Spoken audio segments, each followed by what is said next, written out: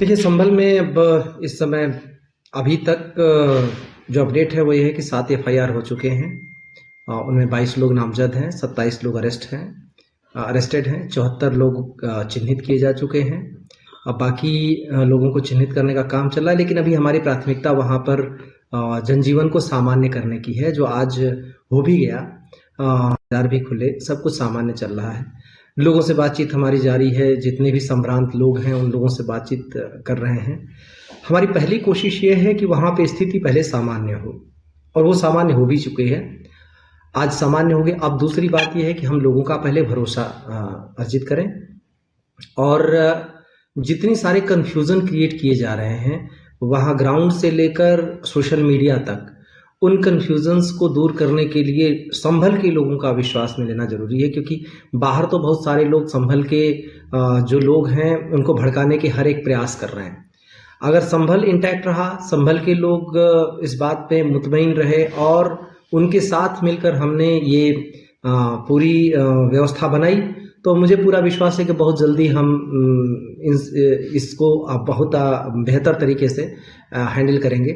लोगों का सहयोग हमें मिल रहा है, न सिर्फ इन्वेस्टिगेशन में बल्कि माहौल को बेहतर बनाने में भी। और हम लोगों को ये भी विश्वास में ले रहे हैं कि इस तरीके की चीज़ों के पचड़े में ना फंसे। कोर्ट का काम है, कोर्ट को करने दें, कोर्ट का काम कोर्ट के जरिए होगा।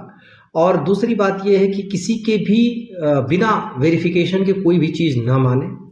जो जिन परिवारों के बच्चे के लोग मारे गए हैं इस घटना में, जिनकी मृत्यु हुई है, वो उनके भी परिजनों को किसी न किसी तरीके से उनके द्वारा इधर उधर के स्टेटमेंट देके, जो कोई वहाँ मौजूद नहीं था उसके द्वारा स्टेटमेंट दिलवा के, इधर उधर की बातें करवा के प्रयास किया जा रहा है कि वहाँ का माहौल बिगाड़ा जाए। हमारा प्रयास ये है कि सही चीज़ को सही तरीके से साक्ष्यों के जरिए ले आए। फिलहाल हमारा साक्ष्य संकलन का काम चल रहा है, एविडेंस कलेक्ट किए जा रहे हैं और कलेक्टेड एविडेंस के आधार पर ही आगे की कार्रवाई करेंगे। मैंने जैसा पहले कहा है कि बिना साक्ष्य के हम कोई कार्य नहीं करेंगे, कोई निर्दोष इसमें फंसने न पाए, इसका पूरा हम ध्यान रखेंगे। और साक्ष्य संकलन के उपरांत चाहे कोई कितना से भी बड़े से भी बड़ा व्यक्ति हो, कानून के ऊपर कोई नहीं होगा। कानून व्यवस्था के बनाए रखने के लिए जो भी करना होगा हम करेंगे। लोगों से अपील भी की जा रही है, खासतौर से जितने जिम्मेदार समाज के जिम्मेदार व्यक्ति हैं उन सभी लोगों से, कि बेतुके और निराधार बयान न दें, इससे वहाँ का माहौल और बिगड़ेगा। संभल के लोगों को भी समझा रहे हैं कि यूं ही बिना वेरिफिकेशन के किसी की बातों में ना आवे। फिलहाल स्थिति एकदम सामान्य है और मुझे पूरी उम्मीद है कि कल तक सारी चीज़ें एकदम नॉर्मल हो जाएंगी। और जब एक बार सारी चीज़ें सामान्य हो जाती हैं उसके बाद हम आगे की कार्रवाई करेंगे। सर, अभी अलर्टनेस पे हैं, लोगों से बातचीत में हैं, लोग समझदार हैं, चीज़ों को समझते हैं। वहाँ पर नए लड़कों को भड़काकर एक बारगी के लिए ये चीज़ कर दी गई, लेकिन नुकसान किसका हुआ? संभल का नुकसान हुआ। जान किसकी गई? परिवारों की जान गई। जिन लोगों ने उकसाया उनका कुछ भी नहीं बिगड़ा। ये धीरे धीरे लोगों को बात समझ में आएगी। 3.5 साल से अधिक समय मुझे यहाँ हो गया, कोई बवाल ऐसा नहीं हुआ। हम लोग डेवलपमेंट के काम में लगे थे और इतना मेरा दावा है कि मेरा मंडल, जिसमें 5 जनपद हैं, किसी भी प्रदेश के किसी भी स्थान से डेवलपमेंट के मामले में 19 नहीं है, 20 ही है। यानी चौतरफा डेवलपमेंट का कार्य हो रहा है, लोगों को रोजगार मिल रहे हैं, नई चीज़ें हो रही हैं।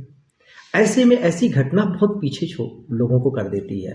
ऐसी घटना दुर्भाग्यपूर्ण है, नहीं होनी चाहिए।